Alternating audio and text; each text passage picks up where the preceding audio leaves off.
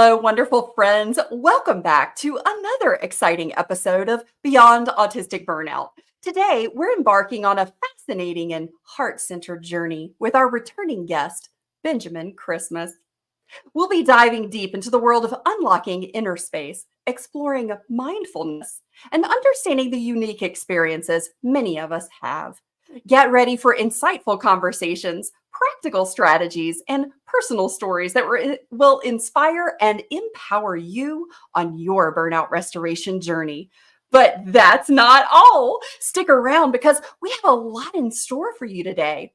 I'll be sharing exclusive peeks into the newly released Autism and Neurodiversity MasterClass with a special discount code just for our audience, along with the latest hot topics, including how your favorite music helps pain relief, and a challenge I am inviting everyone to join to make Halloween and all holiday events more inclusive and neuro-friendly. So grab your favorite drink, get comfy, and join us for a transformative and enlightening episode. Let's kick off this incredible journey together, my friends. Welcome to Beyond Autistic Burnout, the talk show designed to empower ADHD autistic professionals like you to thrive in your career, life, and beyond. I'm Carole Jean Whittington, an ADHD autistic business professional who's not just surviving, but thriving after decades in burnout. And I'm thrilled to have you here with us. Each episode, I'll be joined by inspiring guests as we dive deep into transformative strategies and insights. We'll show you how to break free from burnout, ignite sustainable energy, and embrace your authentic self. Together, we'll navigate career challenges, nurture relationships, and excel in every aspect of life. It's time to fuel your success and embark on your journey of empowerment. Let's take this incredible journey together. Get ready to be an authentic leader and unleash sustainable energy in your life. Welcome to Beyond Autistic Burnout. Let's start thriving. Oh my goodness. Guys, we have had over 13,590 new listeners who have joined Beyond Autistic Burnout just in the last 30 days over on Spotify alone. So welcome, new listeners. We are thrilled to welcome you to the Mind Your Autistic Brain community.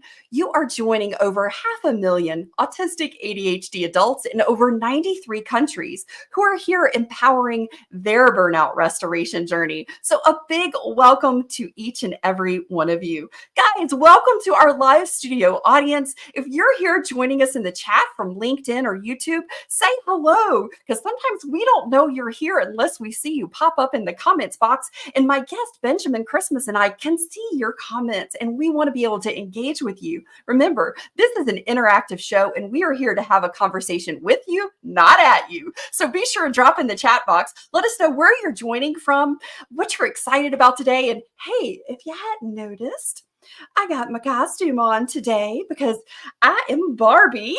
I'm autistic ADHD Barbie today. So here's a picture. About 2 years ago, I dressed up as Barbie for the very first time. This was a really big deal for me because I had always wanted to be Barbie, but there was this part inside of me that said, you're not good enough.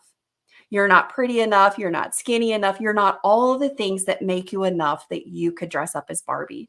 And as a late identified woman, I'm finally stepping into my thrive, getting out of burnout and into my authentic self where I've unmasked and really embraced the empowered leader I am. Heck yeah, baby. I am Barbie again today. And I'm so excited because I'm getting to go to this fantastic event I'm hosting in our local town for trick or treat tonight. And I can't wait because I have some fun stuff in store. So let me know in the chat box, what has been your favorite Halloween costume at any point in your life as an adult, as a kiddo? Oh, hey, Danny. I'm so glad you're here. Danny's joining us from Virginia. So Danny, drop in the chat box, what was your favorite Halloween costume? We'd love to know. Okay, so I got something special. I think it's really important that and one of the things that I like to really spread and teach is more about how to be more inclusive. And Halloween's STEM tool showdown versus candy, safeguarding inclusive and allergy-friendly Halloween for all kids and all people. So if you think Halloween is all about sweets, think again. Let's flip the script and see how Halloween can be fun, safe, and therapeutic for all kids with STEM tools. Oh, yes, I am so excited to talk about this. You know, once upon a Halloween night, kiddos went trick or treating, but not all could enjoy the sweet delights. Some kids have peanut allergies, some kids might be diabetic. There's so many different reasons why trick or treating and candy alone is really excluding a lot of people. But what if we could change that? What if we could change that? What if Halloween could also be a time to hand out tools that help kiddos, especially those who are ADHD, autistic, or have anxiety issues, and also safeguard our kiddos with life-threatening allergies? Oh, yes, I've got it for you right here, guys. So check it out. I have got tonight, instead of candy, I have STEM tools with my business card attached and a little QR code that can be scanned. It says how to use the spiky fidget ring. So this year, I'm handing out spiky fidget rings, and this is my spiky fidget ring from Jo Saman at Kaiko Fidgets, and she's the co-owner of Kaiko Fidgets, along with her son Kai. Both of them are autistic, and Joanne is late identified ADHD autistic, and was the person who introduced me to the fabulous spiky fidget ring. Guys, she's located in Australia, and this is sort of our down under for the next 2 weeks, where we are highlighting and shining a light on amazing advocates. So be sure you check out the spiky ring at Kaiko Fidgets. And if you'd like to watch the video and learn more about how to use this wonderful tool for ages and minds of all kinds, check out the video located at resources.mindyourautisticbrain.com. If you would like to be part of this incredible challenge this year, I would love to encourage you to please use the amazing hashtags this Halloween. Let's go beyond candy. Let's offer a tool that kids can use over and over again to calm, regulate, and focus. So as you're thinking about Halloween, as you're handing out items tonight, use the hashtag #SafeHalloween and STEM versus candy. I'd like to invite you to share your experiences and ideas for STEM tools that you could get out at Halloween. So, hey, if you're in the live studio audience, drop us a chat there in the comment box and let us know, what are some STEM tools that you would suggest or that you love that you think would be great to hand out at Halloween instead of candy? Oh, here we go. Danny said, I had a full body cow suit that said got milk. Oh my gosh, Danny, I love that. That is too cute. Oh man, you can never go wrong with a cow costume. I was talking to a new friend earlier this morning, and she said that her son was going as a cow today. So see, cows are popular. I love that. That's so great. Okay, guys, I got some good stuff for you here today. There's always something good out in the news. There's always some new research. And I'm always about sharing some new research. Favorite music and its impact on pain relief. This was really, really interesting to me.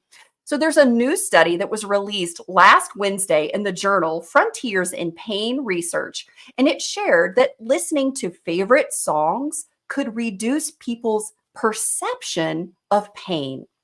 The most effective pain relievers in music were found to be sad songs detailing bittersweet and emotional experiences. So think about this for a second, guys. This is kind of a big conversation that we have in the community about, oh my gosh, songs that we love, songs that we listen to.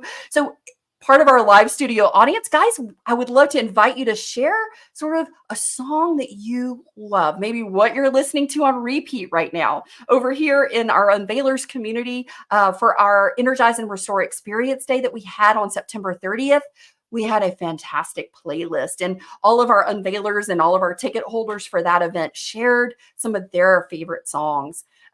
If you'll remember back on an episode that I did with Doug Bletcher, he shared a song called We Can Do Hard Things.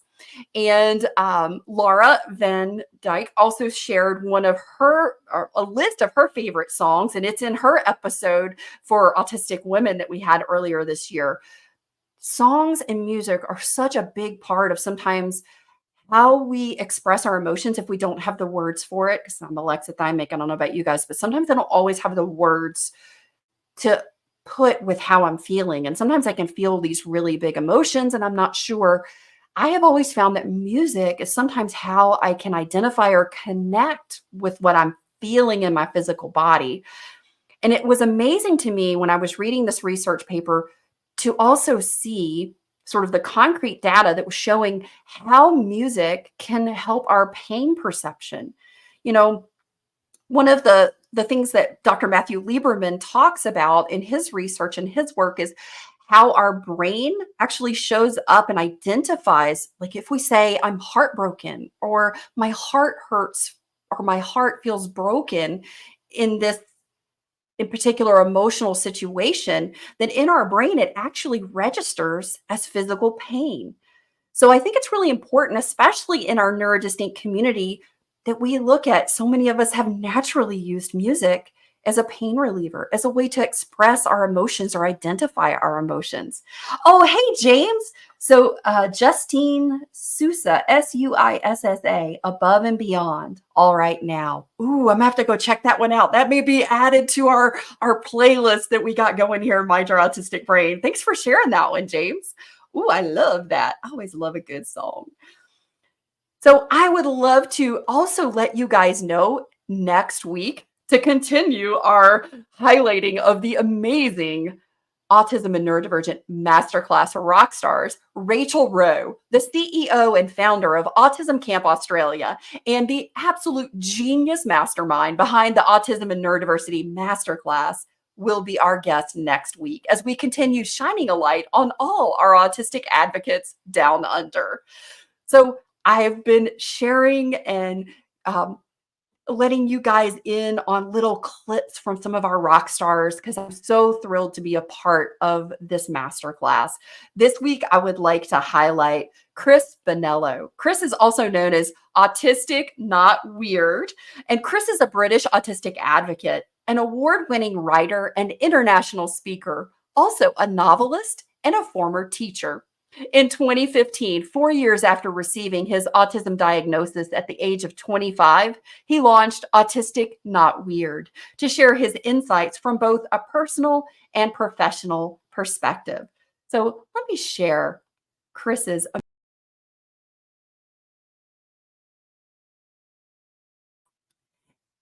amazing video so you get a little peek into a little more about Chris. There was something to celebrate here. This 12-year-old boy who had been treated like he didn't belong in so many other places, he'd learned that he didn't have to run away.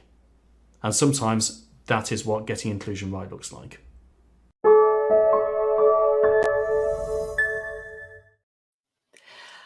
I just love Chris. He's so amazing. And our second rock star feature today is M. Rusciano, also as known as Insolation. I don't know if you guys have checked out. She has an amazing podcast.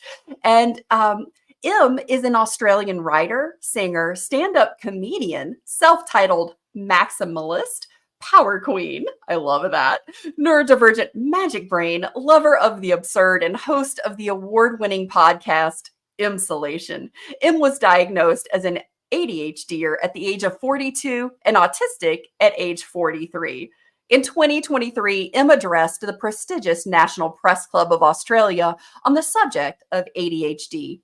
She shared her very raw and real experience and called for policy reform from the Australian federal government.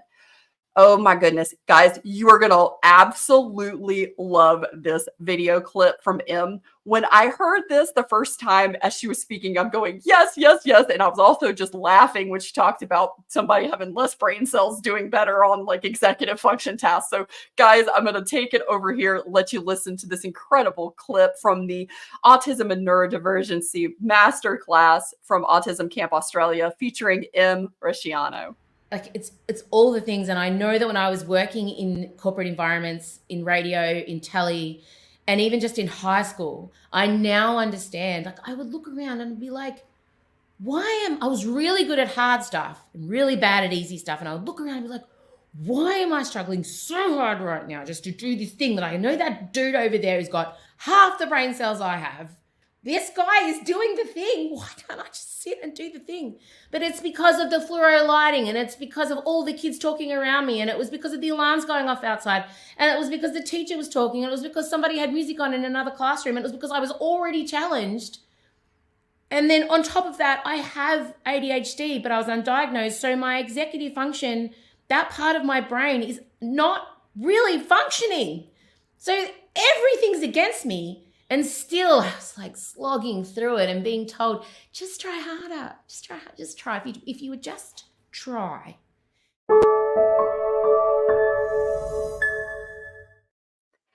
Oh my goodness. How many times in my life have I told myself, just try harder? And especially when I looked over there and I saw somebody of them so eloquently put it with half the brain cells excelling and doing well. And I knew I was smarter and I was struggling. And it is a real thing. So I absolutely love the contribution that Emma's made to this masterclass. So guys, stick around to the end of the show today to get my special discount code just for our Mind Your Autistic Brain community to get a discount on the Autism and Neurodivergency Masterclass.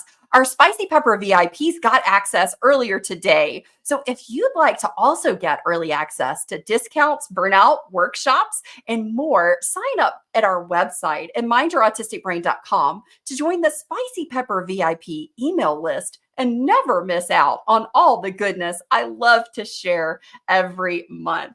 Oh my gosh. And there's only 50 of these. So stick around and make sure you get the code because I would love for you to get that discount on this incredible episode of this masterclass that we have. Oh, here it is. It's time, folks. It is so exciting for me to have our guest here today. Friends, it's an absolute pleasure to introduce our remarkable returning guest today, Benjamin Christmas. With a profound background in public health, Benjamin is a passionate advocate for mental health, complex systems, neurodiversity, and trauma-informed approaches. Their unique perspective as a lead identified autistic individual and member of the LGBTQIA+ community adds depth to their insights. As an emerging artist and an expert in fields ranging from data science to language and linguistics, Benjamin brings a wealth of knowledge to the table. Their episode number 108 is in our top 20 most listened to episodes, so be sure and go back to check out the show after today. That's again, episode 108. We're about to embark on a truly enlightening conversation, exploring inner space, mindfulness, and the experiences within our neurotype. Benjamin, welcome to Beyond Autistic Burnout. I'm so thrilled to have you with us today, my friend. Thank you for having me. I must say it's such a pleasure again to be back and to see your face. And like we said prior, it's been a bit of a full circle moment. And I must say I'm pretty stoked to be here. We've been talking about it and looking forward to it, and it's finally here. So thank you again, Carole. Absolutely, Benjamin. And I just love all of the insights and the heart and the variety of perspectives that you bring to every conversation that you have. It is such a joy to have you here with us. Benjamin, let's dive into this incredible topic that we have today, understanding inner space and cultural influence. So let me know, what do you mean by understanding inner space? Why does that matter? And what's the cultural influence that's at play here? Yeah, I think the first part of the question we'll answer with the second part. And I think the cultural influence that's played on what I've called inner space, particularly in the West, because I can really only speak to the West, but we have a propensity to ignore it. We intellectualize, and if we don't intellectualize, we have a tendency to either overthink or extrapolate meaning where there is none, and it makes it difficult to even know that inner space exists. And when some may stumble upon it, it's frightening. And even the language around it, I'm even aware the way that I'm speaking about it now, for some it's still, what are you talking about? And So, it's very Benjamin, what are you talking about? Define sort of inner space, or give us a container about, so we can understand, what do you mean when you say inner space? Yeah. So when we talk about thoughts and thinking, most individuals would talk about thinking as if it's them, as if they themselves are doing the thinking. Now, that's not to say that isn't the case, but generally, the brain is also doing things itself, like the heart, the lungs, and the rest of the body does. It makes noise. And the inner space, I feel, in a way that I could describe it, is having an opportunity to breathe inside, where the space between you and maybe those rush of thoughts is perhaps maybe a little bit distant than before.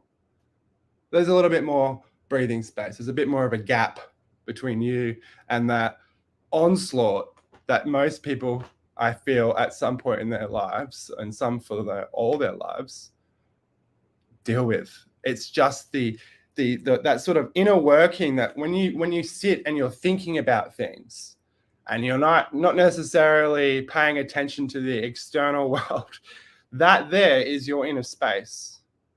Some may even feel that that's not an inner space, that's just them.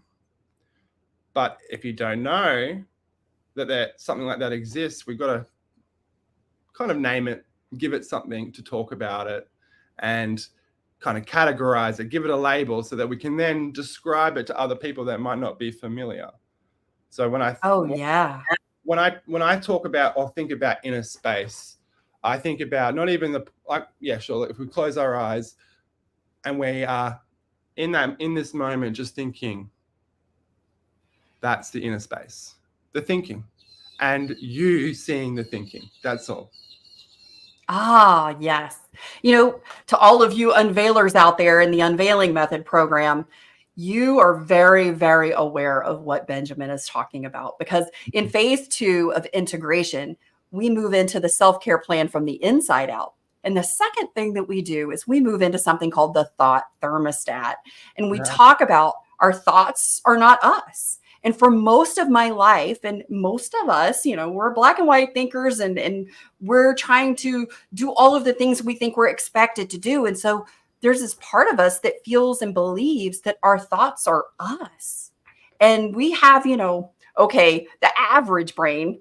Now, this is not our beautiful, wonderful, wired brains, but the average brain has about 80 to 90,000 thoughts a day. Well, good for those slow thinking folks. I don't know what that would feel like.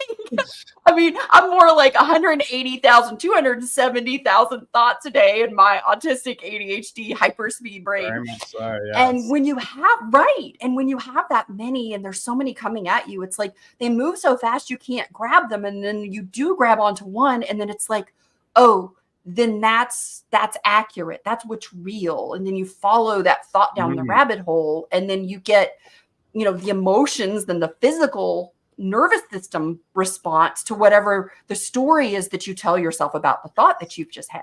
Exactly. And you're talking about what we talk about, like with our mind. We name our mind in this element of the thought thermostat.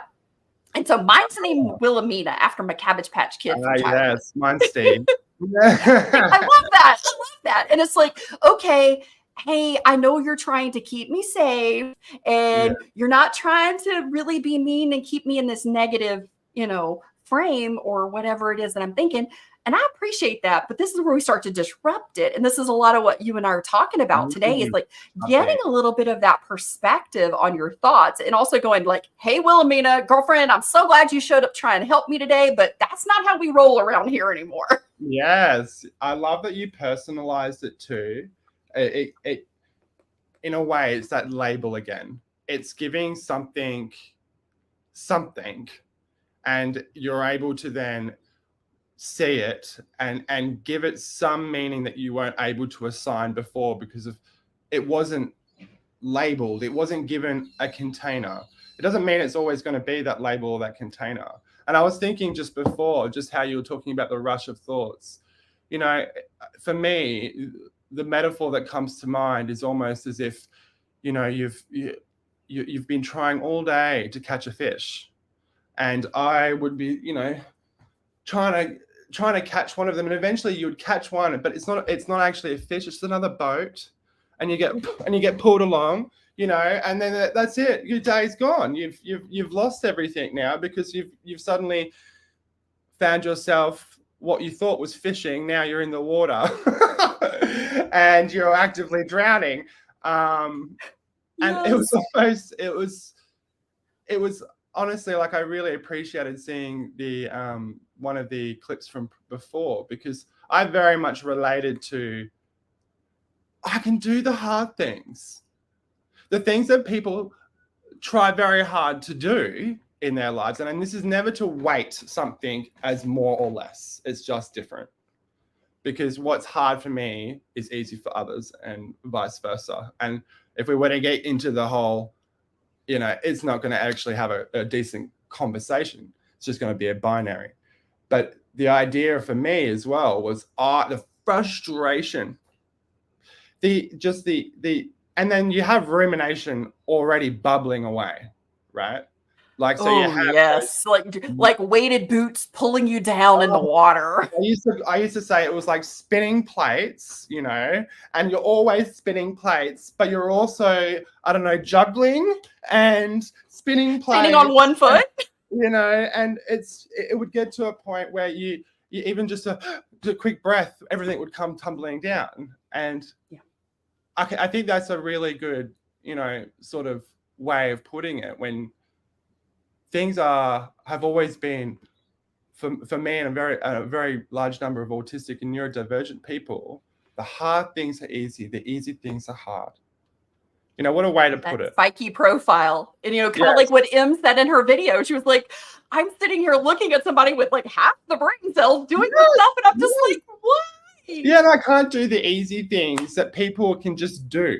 It was, you know, like I've also thought about quite frequently this little sort of analogy that someone asked, I think it was on TikTok or something, where they asked a neurotypical friend who themselves, they asking the question, were neurodivergent.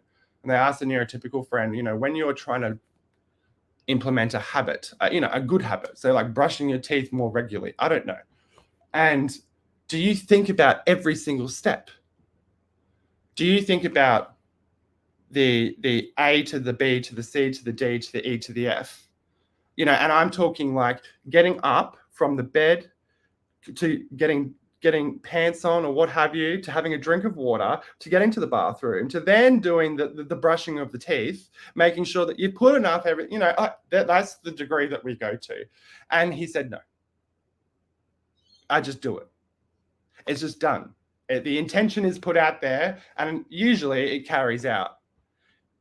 You know, how infuriating. I feel like it's almost like that's cheating. And that is part of the, I guess, the point of the show today is when people talk about overthinking,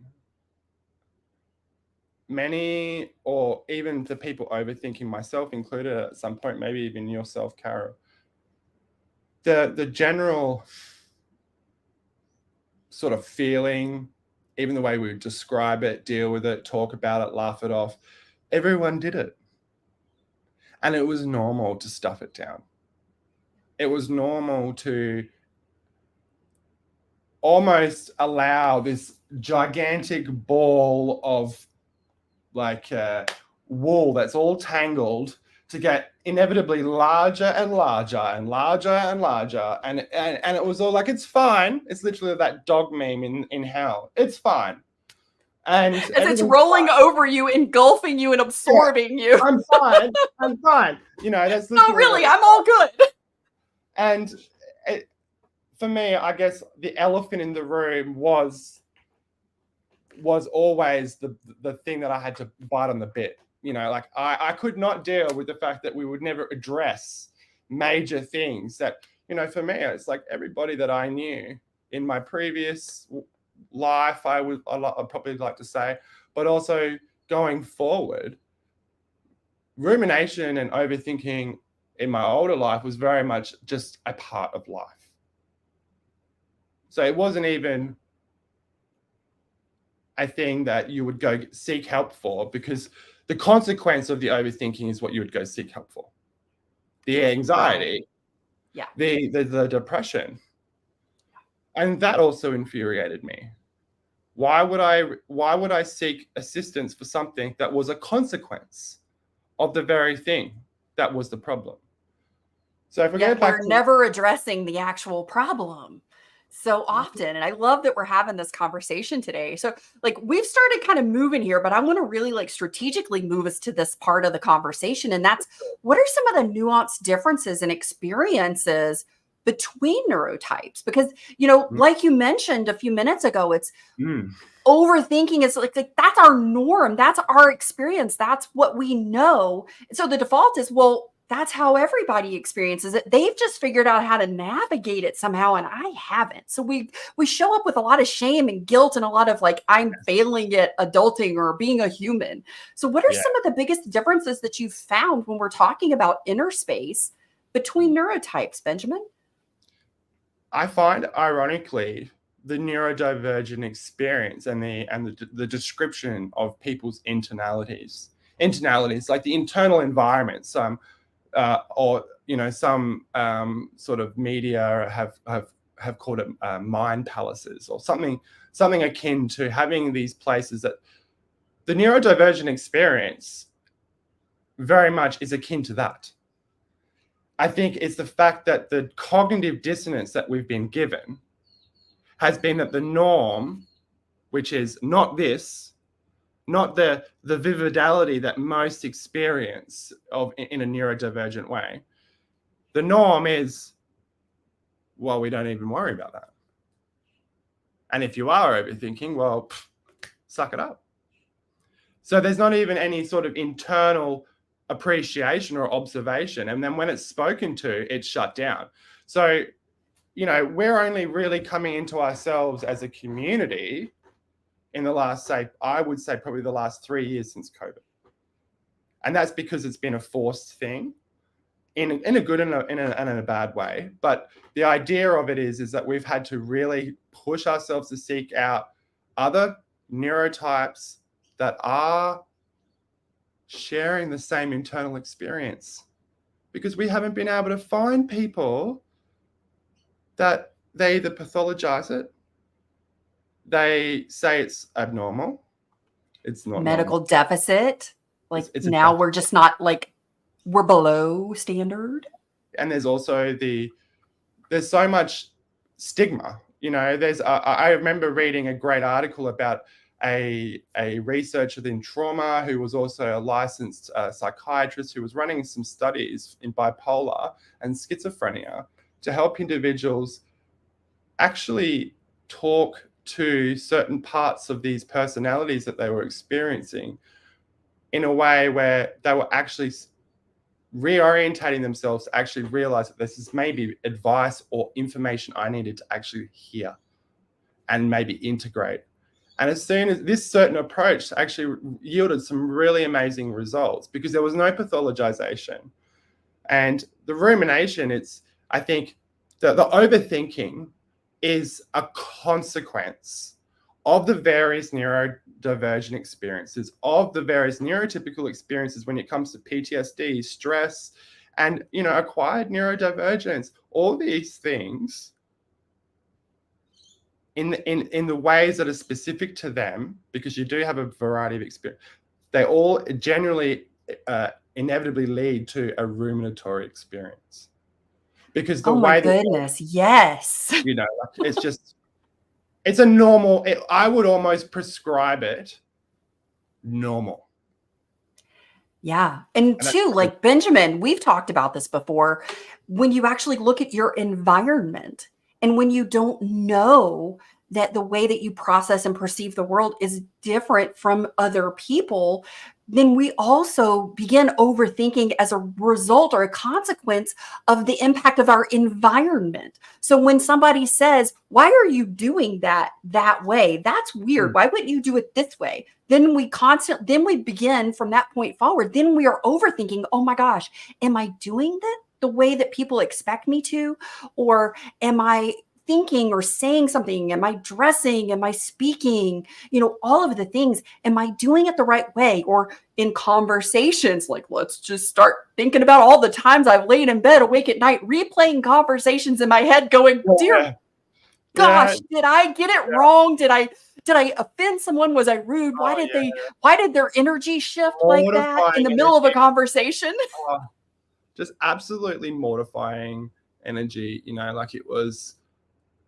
And, I find it such a beautiful thing in a way, because a lot of the rumination is based in the comfort of others, because we're seeking comfort for ourselves. And it's a beautiful thing in a way if you were to look at it like that, because you're hurrying towards comfort for others so you can eventually be safe yourself. And yes, it's unhealthy. For many people, it's a life lived. But we're not here to pathologize it. We're here to look at different things. And I think one thing that came to mind before is growing up neurodivergent. A neurodivergent experience is inherently cross-relational, where we are reference checking. We are monkey see, monkey do. Monkey inquires and gets told, no, it's an elephant's life for you. Well, that's it. You don't have any other means to say no, because okay, that's what it is now. And I think if we're going to talk about like how to get out of those sorts of ways of thinking, well, I think we've done a good way of describing rumination, but I think we also need to talk about, like you've mentioned before, which is the container. And for me, it's the different types of thinking for neurotypes. Let's go here instead. Let's make this the container.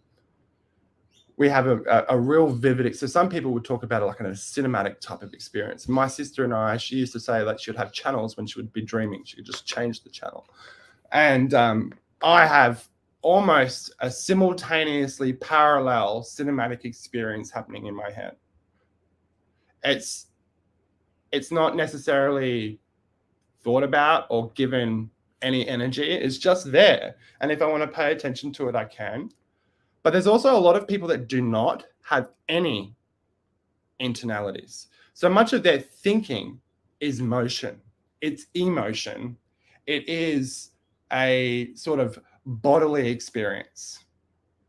There's also the individuals that are so hyper aware from trauma and from the flavors of autism and ADHD, because they kind of accentuate that hypersensitivity. Oh my gosh, yes, you are speaking to me. Yeah, and the hyper focus that comes with that. So that's like the almost like the peripheral vision of a person. And we're talking about not just an external vision. We're also watching on the inside what's going on. So most people wouldn't know that this hyper awareness that trauma brings, not only does it extend to this external environment where you are so aware of what is happening around you, your peripheral vision is out here.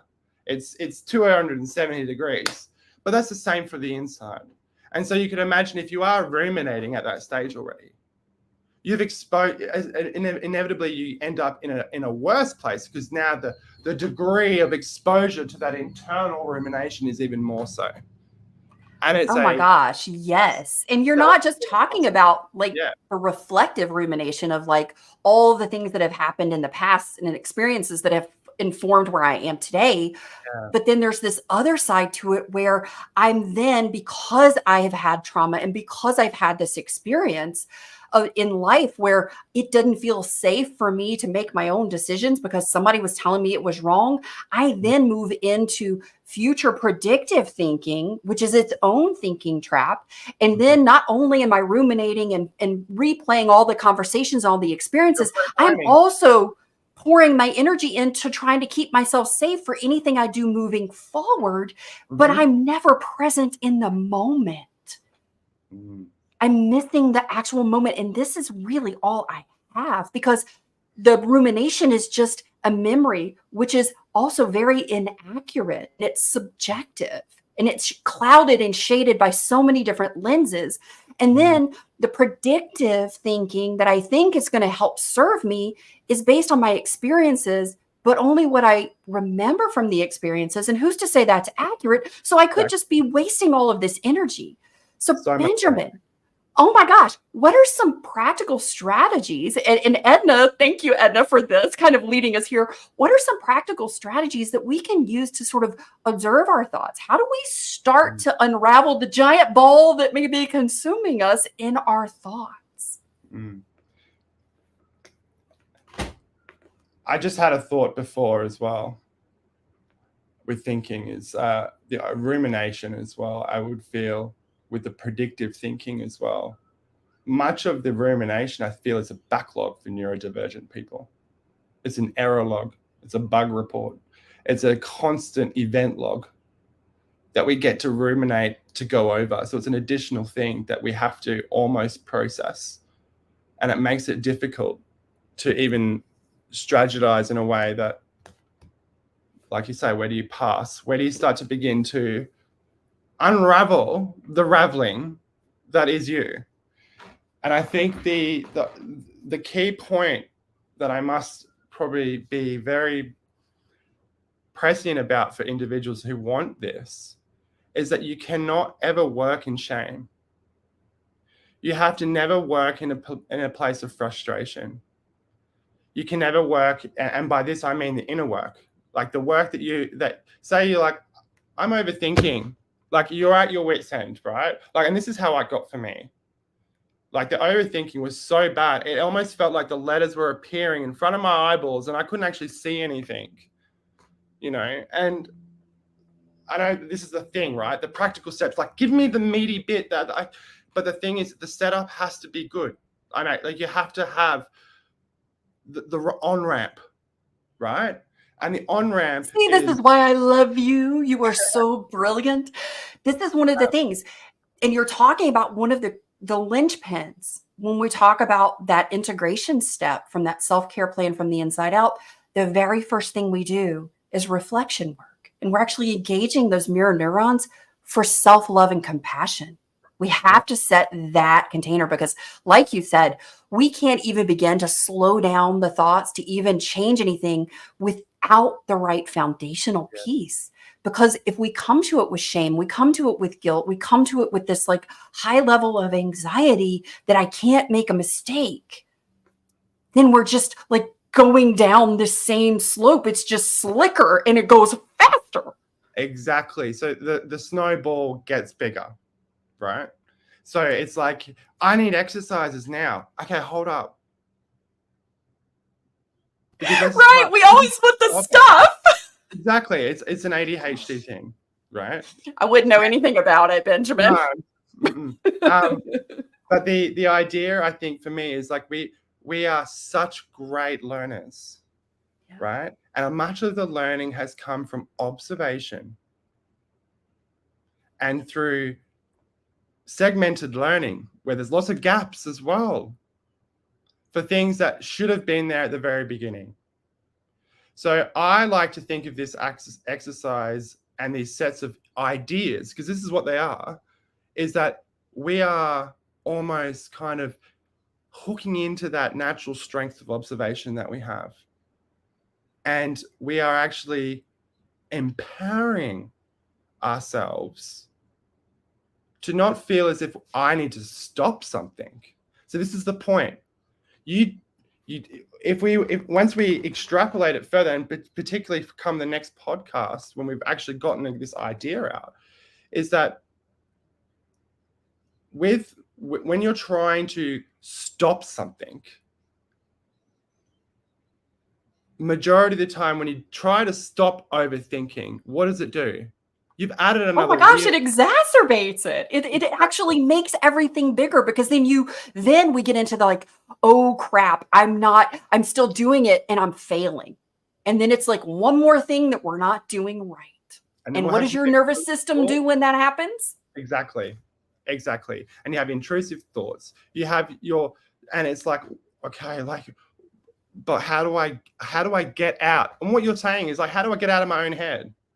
You don't. I'm sorry. There's no escape from your own brain. Sorry, folks. There isn't. Yeah. I think for me as well, it's like I was never told your thoughts aren't you, but also your thoughts are your body. I always thought that in segmented. Okay, say that again. Repeat it for the folks in the back that didn't quite hear it. Say that again. So I learned this the same way, like segmentedly. So I first got, went through life, didn't know. Then I first learned thoughts on you. I'm like, yeah, okay, that's weird. All right. It took me a long time to realize, though, that your brain is your body. And your brain is a part of your body. And it has a job to do. Now, like, if we can imagine a Ken doll walking through life, right? And their brain in this context is fairly loose, but like their brain is not environmentally strained, and it hasn't been chronically over time, nor does it have the genetic predispositions to neurodivergency. So the idea of ruminating and going over things perhaps is nowhere near to the degree. Right? So, but then if you add all those things on top of that, I don't like to call it fuel on the fire, but it's just like it's almost like your external experience is mirrored inwards. The more of a neurodivergent sort of experience that you have, I feel. And then it's like, okay, where does one start and the other begin? I think this is the part of the problem with humanity. We love to make labels and patterns and boxes and think that they exist in isolation, and they don't. So when your body isn't your brain isn't your body, you have a tendency to think of it as an isolated thing, and then that brain is you, and you're trapped in a corner somewhere of that brain. And your brain is almost like the tyrant, right? It's just flogging away these thoughts. And it's like, okay, right, this is getting a little bit silly now. It's actually starting to affect my life. And how do you tell someone that their thoughts aren't them if it's overwhelming? Right. So really what I'm hearing you say is that if we want to stop overthinking, the first thing we have to do, and if you guys have been hanging around me for any amount of time, I always say it's not just our neurodistinct brains, it's our neurodistinct bodies. It is all one holistic, whole body, completely contained thing. And it works in conjunction together. And so what I hear you saying is, before we can really even start to slow down the thoughts, we have to start tapping into, what am I experiencing in my body? And how is that correlating with what I am observing in my thoughts, in my mind? Exactly, Carole. And this is the on-ramp again. So it's a series of on-ramps kind of going backwards in a way, because how do you tell a person to observe themselves if they don't know how? Or their hyper-focus from trauma is extendable entirely outwards, and there's nothing on them. And the way I believe and feel and have worked through, and in my own experience, is that the compassion side of things and the observation side of things is the majority part of the first part of the work. And I mean that, and it's like you got to go do the work. No. Every time you feel like you're overthinking and you want it to stop, the key now is to not ruminate over the stopping. So you're going to just allow it to wash over you. So the first thing I would say for anyone listening or wanting that first, like, give me the thing, right? Like, okay, all right, I'll give you something. So the idea is now, okay, you're like, I'm going to act it out a little bit. It's like you're here and you're like, oh, the thoughts is just too much, right? They're not going to hurt you. They're just thoughts. Now, I know this is, for some people, it's like, well, how dare you? I've been there, all right? Don't worry. We've all been there, okay? It's not as if we're saying it without any weight. But what I want you to do in the moment, in this very moment, the present moment, is to sit and you're not thinking, as in you're not actively contributing to it, right? You're just, and if you have to mutter something almost internally, like some people do have to, all I would suggest you say or do is acknowledge thoughts. And if you have to say something, say thank you. And people are like, what, to all of them? Yes, all of them, even the really bad ones. I want you to realize that thoughts are not you. So when thoughts come about, a lot of the brain, so if we were to extrapolate it to tech, right? The brain is the digital software. The brain is the analog software to the mind's digital software. So you got the analog hardware, the brain, and you have the digital software, which is the mind, right? And the thing that is receiving all the information is your body. Which is the hardware. And if all of the software, analog and digital, are going so fast that all you're doing is burning out your hardware, folks, you're in the right place today. Let's take it a step further. Your brain has got shitty parts for a while. It was given some different mods and shit, and half of it was kicked around, and you've rocked that up. That cheat code has jacked you up. Yeah. That I'm not ever saying this is a you in a static way. It just feels that way, right?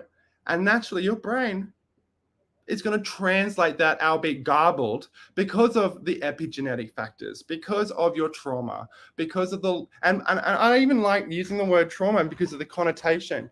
But epigenetically, in a trauma biological sense, you take any creature, any person, you exhibit their response. You observe their response, right, to a harrowing event, and then to a series of harrowing events, and I think you're going to observe something. So the idea is like, okay, instead of denying one's reality, right, the brain isn't denying your reality. Like for me, I've been through many terrible things, and so naturally my brain had a knack for echoing it, right? Like you get told so many things over so many times. Your brain is a sponge, and you're always learning, and you're an autistic brain, so your sponge is very capable. So, it's just, you're getting into it.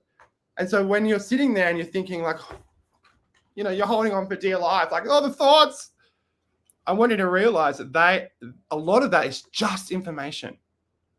Yeah. So a lot of it is like your big radar, that is you, right? Most people's radar maybe, so the degree of information coming in, it's manageable. And that's all they could probably deal with anyway. But then your radar is like this, but you've been told it's this big, right? And so the information that's coming in, it's not overwhelming, it's cognitively dissonant. Yes. And that's a big issue. Most people wouldn't even speak to the cognitive dissonance that's available just in a regular experience, right? So it's like, whoa, where do you start, man? And I want you to start from just observing it. Like the observation is already happening. You don't actually have to try. So like the overthinking is already there. You're already noticing it. I just want you to not contribute to it by thinking about the thinking. And what do? You just say thank you.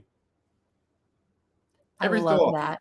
Every thought's going to come up, right? It's going to be like, "Hi, Carole," right? You know, "Hi, Carole." We got something. You know, all 270,000 of them. Yeah, and it's like every moment, and like, thank you. No emotion. Thank you. I'm back again. Thank you. Oh my gosh! And Benjamin, you just touched on something really important. No emotion on. So when we talk about this and when we talk about our thoughts, one of the things that's really important is that we also recognize that we can have thoughts that are neutral. They don't have to have a charge. Yes, our brain is 5 times more predisposed to negative bias thinking, but we can go, you know what? It's neutral. And we've got a great question here in the chat box from one of our live studio audience members, from Edna. She wanted to know, why are we thinking the thoughts? Are they helpful somehow? So I'm going to kind of give my quick answer, and I'm going to let Benjamin go because I know Benjamin can go a little bit deeper on this one. But you know, you were just kind of touching on this, and I talk about this, and it's that cognitive dissonance that we have between neurotypes. And one of those things is, so we've got studies, scientific research studies that are observing different brains, autistic brains and a neurotypical, I say neurodominant brain. I don't think they're the majority, but I think that they dominate the conversation. So that's why I say neurodominant. And we put these two in an fMRI, a functional magnetic resonance imaging machine. Yes. And we look at, where's the brain lighting up? Where's it being activated? What parts of the brain are being utilized to execute this specific task? So Edna, to kind of start off with what Benjamin was talking about, and this is why I say, look, if you're wondering why you're in burnout as an autistic or ADHD human, this is one of the reasons. We were told that our circle was this big and our circle is this big because we don't have the same type of neural pruning that happens. And this shows up in this particular research study. Neuropruning is very much a valid case. The pruning can be anywhere. Like if we think logarithmically, it can be almost like from a scale of 1 to 10, the degree of brain matter. Yes. And it's actually quite eye-opening. So, you know, for me as well, and I actually, for the longest time, going back to the radar, thought my radar was actually very small. You know, and naturally, when you think that way for a long time, you learn the shape of the container very well. Yes, you do. You've been pushed up against the edge a long time. Yeah, and I believe a lot of us are are far more capable than we've ever given ourselves credit for. And Edna, I would say, in regards to why, the why is to, say, cross the rickety bridge that is stopping the overthinking. That takes a long time. We're at the first part of that. The helpfulness is not so much the thought, the content of the thought. So this is the thing. People get hooked up on the content and the content of the form of the thought. Now, any thought that you have can be, so let's what is a thought even, right? Thought is form. So form is internal form, and it can be emotion, color, words, pictures, movies, cinema. It can be anything, you know, anything that takes form in your mind is thought. Now, thought is a pattern. Yeah. Now, whether we assign meaning to it or not is neither here nor there. That's a part of our experience. The brain is doing it regardless. Whether we add or subtract doesn't stop the brain from doing. It will add and subtract and additionally add our sort of flavors of additional experience on top of that, which then changes things. But it's still, the act of the thinking is still happening from the brain. And so by thanking, what we're doing is we're acknowledging. And acknowledging is more transitioning from a struggle that is thinking and ruminating, which is like I don't want to, I can't, how do I even begin to untangle that? It's only tangled because we're viewing it that way. Right? It's tangled because it's all one string. That is my life, right? And it's all tangled up. That one string isn't actually a string, guys. It's just thoughts. You are you and now in every moment. So the idea is by sitting here and allowing it to wash over you, for the first time in your life, you're actually not resisting. You're not tussling with yourself.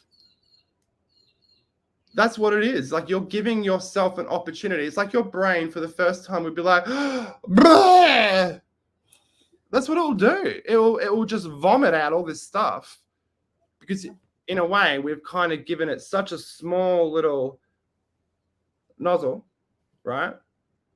The velocity at which it comes out, it's fast. Yep. And it's all conceptual, because the mind in of itself is actually mostly empty. You know, the idea of it, your brain, it's actually just a big toolbox for you to use. And you yourself, you know, that's a whole nother conversation. But when you start building what we've talked before about in the germination of obligation, the experiential gap, some people don't realize that they are their thoughts, right? They think this is them, their thoughts, they're one and the same, right? But after a while, when you start acknowledging things, so it's like, I am ruminating a lot. My brain is overboard at the moment. Oh, yeah, I might be thinking a bit, but my brain's gone a bit psycho, whatever, you know, it's just the usual. And then it gets further away. But by further away, it's like the noise of the brain, right? And the noise of the brain, it's not getting smaller. You are getting bigger. So it's the idea that when you're moving away from something, it gets smaller. Does the size of it decrease? Really? No. You are building distance between you and it. So the thoughts, I like to always think about it in this way, in an atomic way.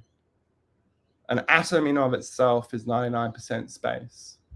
You have your electrons flying around, and I know this is just one of the models, it's not the exact model, but let's just think of it this way, you know, and then you have your atom your nucleus in the middle, and you've got but if we actually were to look at the volume versus the actual mass, it's a yin and yang scenario here. It's 99% space, 1% material. And much of our life is spent on that 1% thinking, that noise, that static noise that brain has to generate, you know. And we've taken this huge, say, globe that is our brain, and inside there's a small little speck of noise, and we've gone, and we've just paid so much attention to that because it was noisy, it was different, right? And we didn't like being in this silence. It was uncomfortable, you know. So the noise, it was almost familiar, but we didn't realize that once we started looking that closely to it all, how do you ever know that there is anything else? That's all you see now. That's as big as your world has ever gone. And it's huge already now because it's all you see. Oh my goodness, yes. And as we wrap up, I just do want to talk to this a little directly, kind of give a concise answer here, because I have a theory about why we tend to overthink and sort of how we unpick this. And it's when we look at why are we thinking these thoughts in the first place? You know, our brain does two things. Number one, it seeks to keep us safe, to keep us alive. And number two, it seeks to conserve energy in order to support that first guise, which is to keep us alive. And so in order to conserve energy, to keep us alive, we automate things, including our thoughts. And when we have, you know, when I was talking about when we look at an fMRI and we compare two brains in a task, you know, a neurodominant brain is only going to light up in like 3 or 4 areas, and they're kind of concentrated in this one particular task they were looking at. And when you looked at the autistic brain, it was lighting up in a larger area in 5 or 6 places. I know exactly. So we have a lot of these extra thoughts because we are using more of our brain, and our brain is going, why is it being helpful? Because it's trying to keep us safe. It's trying to keep us alive. Now, when we layer on our neurodistinct experiences of trauma, of survival, of trying to keep ourselves safe, our thoughts are serving us in the sense that, yes, they're not us. It's just our mind trying to sort through what does this mean so that I can navigate this moment right now so that I can stay alive? And if I stay alive and I've seen that this isn't a threat, then if I do it more than 2 or 3 times, my brain's going to go, oh, this is safe, even if it's not good for us folks. And then it's going to automate it. So then we've got this perpetual thinking going on in lots and lots of You've already volume. taken off. How do you stop? Yeah. And it's exactly. And I think the observation part is building that muscle, but it's also realizing that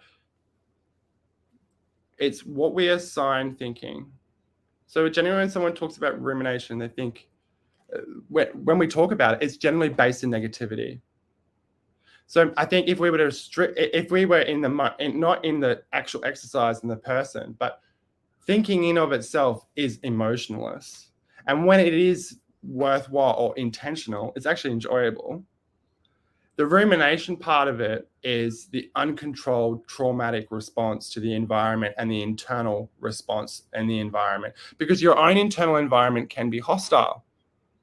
So I think you are correct in when you say environment, but the environment as well is an internal environment, you know, and external environment. You got a radar for your external and you have an inner radar.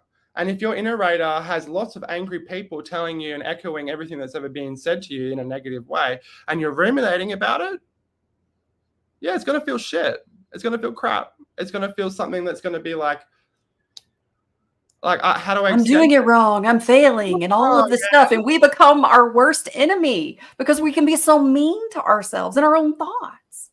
Now, I have actually a perfect chapter from the Tao Te Ching to read that's actually really pertinent to this. And I love it. I think this will be something we can end on. But before I do read something from there, we will expand on this more. And this is part of the journey, because this is something that I've been working on for nearly 2 years now. And so much of it is grounded in conversation. And part of the reason is because the stories that we've been told and given and internalized are neurotypical, pathologized, and based in, generally surviving. And so when we think about thinking, really, we need to be kinder and compassionate to ourselves. Start observing, thanking it and acknowledging it. And then when you start doing that, you actually start to build a little bit of space between you and your thoughts. You realize that you yourself internally aren't generating those thoughts. And you can say thank you to your brain. You don't have to say thank you to your thoughts. You can just say, thank you, brain. Thanks, brain. Thank you, brain. You're on fire today, brain. Really. Thanks for trying to keep me alive. Like you've not let me off the hook today. But the brain needs to hear that it's loved too. Your body needs to hear that it's loved. And by doing that, you're actually telling your brain that you're listening. And then when you listen, it will start to get a little bit quieter because you've listened to yourself. And that's the start of the practice. It's listening before you can start doing. And so much of thinking and trying to stop thinking is doing. So we have to start being. So I'm going to read this little chapter for us because it really does expand on what we're talking about.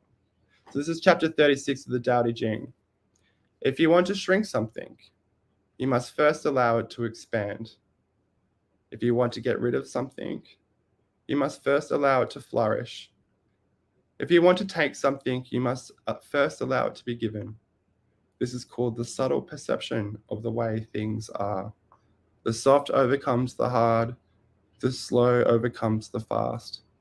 Let your workings remain a mystery to show people the results. And that's pretty much it. Let something, if you want to shrink it, if you want to get rid of it, you've got to let it come out first.